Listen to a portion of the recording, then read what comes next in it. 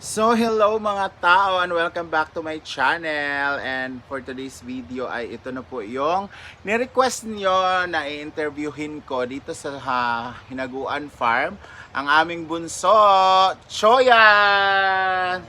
Ayan, siya po si Choyans, or ang totoong pangalan ay Guillermo Longkiao Nabua from Natubo, Hasaan, Misamis Oriental. So, ang dami kasi nagsabi, Choy, na interviewin daw kita para mas malalong malaman nila kung sino talaga si Choyan. So, ito na guys, ang request nyo. Ayan, interviewin na natin siya dahil hindi siya masyadong busy ngayon kasi mamayang hapon pa yung exam. May ilang exam pa mamaya? Dalawang exam pa. So, first question is, kumusta si Choyans ngayon? Kumusta ka? Yung buhay mo? Ngayon, Tagalog. Bahala magbisaya ka, okay na. Sa karon, okay na siya, okay na kayo nga i-compare sa una ug sa karon. So, Karon okay na siya. sa ngayon daw, okay na compare daw before. Mas okay daw yung buhay niya ngayon kumpara dati. So, pangalawang question is, college ka na, di ba? So, anong year ka na nga? Second year Second year college, taking of Bachelor of Science and Criminology. Bachelor of Science of Bachelor of Science in Criminology at Moist. So, as you remember guys, na nagtrending yung mga videos niya, it's because dahil doon sa drill nila sa Iligan City. So, pang ilan ka sa nyo? Sa Magkakapatid? panglima. So, 5, bunso. So, siya yung bunso. Ilan kayong lalaki? 3. 3 lalaki, 2 babae. So, ilan na yung may asawa? 3. 3 na rin, puro 2 babae, may asawa na, just is yung kuya mo. Tapos, kayong 2 ni Leo na lang yung single pa. So, dati ano yung trabaho ng tatay mo?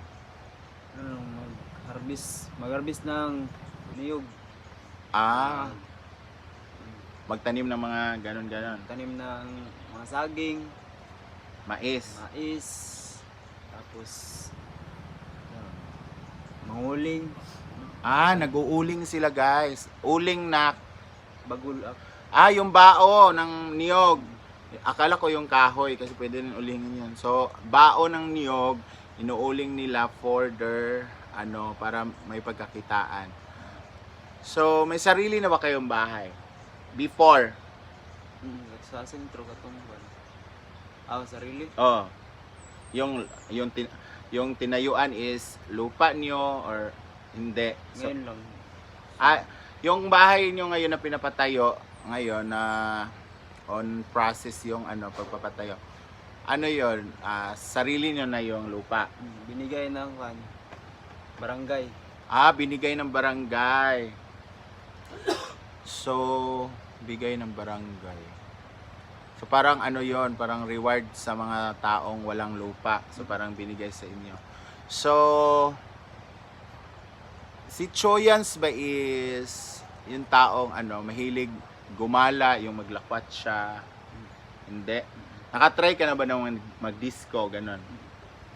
Pero, Sa amo dyan lang sa Natubo? Yung nakalag po niya sa una. Pero nagkuhan ng laglag tapos na yung disco. Tantaw lang dahil. Hindi talaga siya mahilig guys. Pupunta lang siya pero manood Sasayaw. lang. Hindi sasayaw. Kasi baka magamit niya yung mga ganun kasi bawal. So, ngayon na kilala ka na naman kahit papaano, kilala ka na sa social media. Ano ba yung dati na hindi nyo pa talaga na-try na ngayon ay na-try nyo na sa family mo? Yung hindi na problema yung bigas. Tapos naka-Jollibee na. Ay! Nakakain na ng Jollibee. Yes! Oo, nakita ko yung video na yon na First time time ng mama at papa mo na mag-Jollibee. makakain ng Ikaw rin ba, first time mo rin mag-order nun? Mm.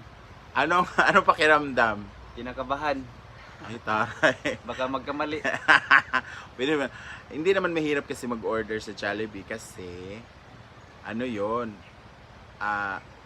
hindi naman Tagalog or English. Bisaya naman kung ayaw di pwede namang ulitin ng So, yun yung mga hindi mo na Magligugan ng dine-in or take-out. Oh. Yun. Tapos, ngayon na nakakain na kayo anong nasabi nung mama mo, yung mga kapatid mo, yung tatay mo? Ano yung nasabi nila na, ano yung nasabi nila na at least nakakain na tayo ng mga ganito? Masaya ba sila? Lipay sila. Okay. First time lagi. So, masaya sila kasi first time daw na nakakain sila ng Jollibee. Kahit naman ako, nang nag-Jollibee ako is high school na rin. Tapos, hindi pa talaga chicken yung in-order ko, kundi burger lang. Kasi nga, dati talaga sobrang hirap. So, kung ano lang yung kaya sa bulsa, yun lang. So, ngayon nga, ayan, nakakain na nga kayo. So, dati, di ba, hirap ka talagang maghanap ng pamasahe, ng ano. Ngayon, kumusta na? Okay na. Okay na, may pamasahe na araw-araw. May baon pa. Safety na yung allowance. Allowance, Kaysa safety na. na kailangan pa pag umaga, kailangan pa magtrabaho para may pamasahe. Papunta ang school. Pero ngayon, safety na siya. Okay na. Hindi na ma-problema kung saan kunin. O saan dali ra kon. So, yung financial, andyan na.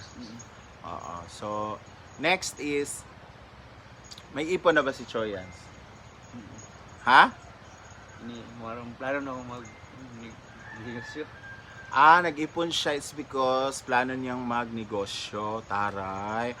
Diba? Kahit ngayong next month, diba, sasahod ka na.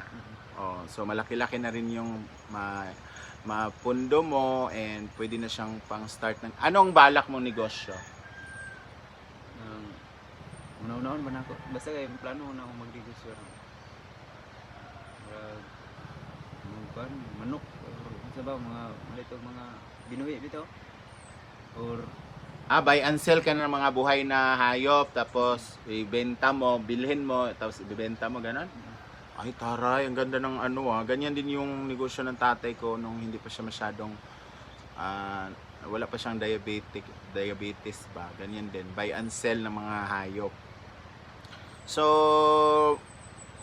sa inyong magkakapatid, ikaw lang yung nag-aaral ng college. Oo. Yung the rest, hanggang high school, elementary lang. Elementary lang. So, anong pakiramdam na ngayon na second year ka na, malapit ka na mag third year, ano yung nasa isip no na eto ganito na lang, for example, tapos ka na, tapos nakapasa ka na, naging pulis ka na, ano yung first mong gagawin sa family mo? Sa first sahod mo? Para yun sa ilaha. Oh. First nga sahod para yun sa ilaha. Ikuan na. Tagaan ako sila sakto nga kuan nito. Balay tapos kuan na yun ng mga binuhi nga mga hayop para ilang makalingawan tapos palitan og yuta.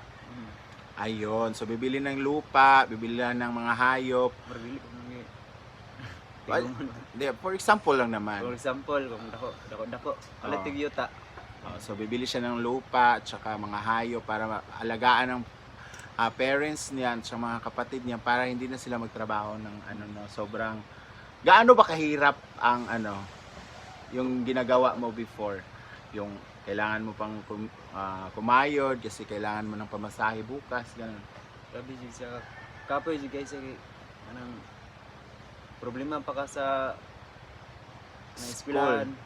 Tapos kuan bugat pa kayo pasan gag kahoy bitaw or lugit.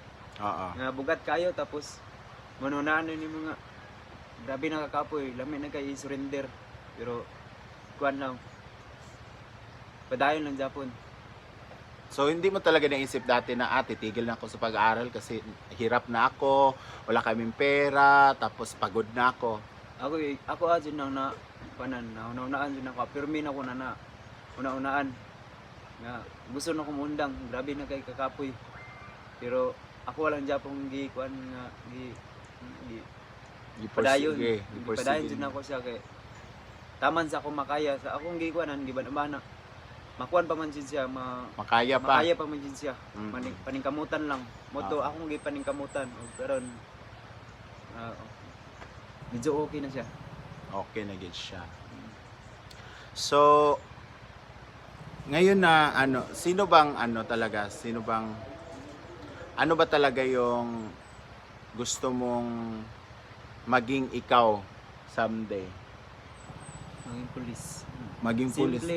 Simple lang. Dati ba may iba ka pong pangarap? Gusto ko mag-doktor, mag-dentista, mag-architect? Ano ba talaga yung gusto mo before? Pulis lang talaga.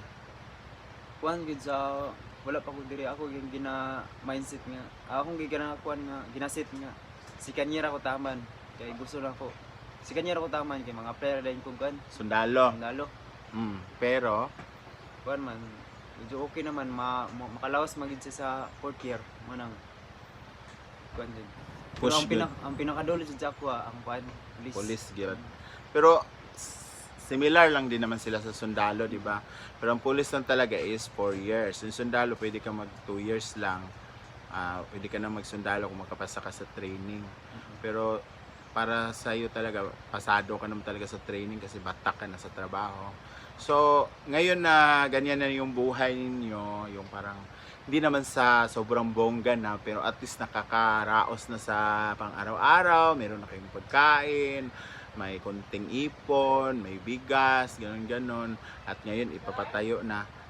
Anong masasabi mo sa mga taong sumusuporta sa iyo? Maraming salamat sa inyong suporta. Tungod ninyo na nakuha din ako na naabot ang akong pangandoy. Karon dagan kina nga kuan tapos dagan po nag-share og blessings sa mua. Salamat. Ayan. Thank you daw sa lahat na nag-share ng kanilang blessings sa family niya, sa kanya. And ano naman masasabi mo sa Mami Brenda mo na siya talaga ang Malaking pasalamat din sa kanya dahil siya yung dahilan kung bakit pati yung si G-Ford.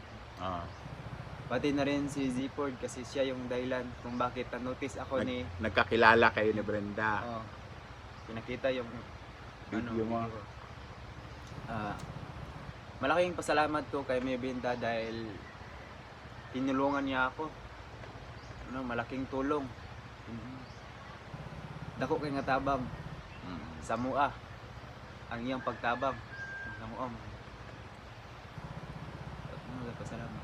Thank you daw dahil ang laki daw ng tulong na binigay ni Brenda sa kanila. And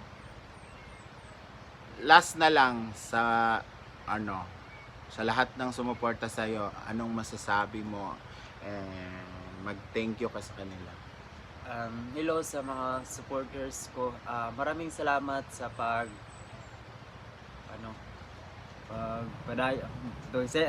Sige. Dahil salamat sa inyong suporta. Padayon lang Japon sa padayon lang Japon ta. Dahil salamat. God bless you always. Ayan. So maraming salamat Choya sa panahon, sa time na binigay mo para ma-interview kita kahit konti lang yung mga katanungan ko kasi alam ko na mahihain ka pa talagang makipag-usap sa amin kahit nga dito sa bahay.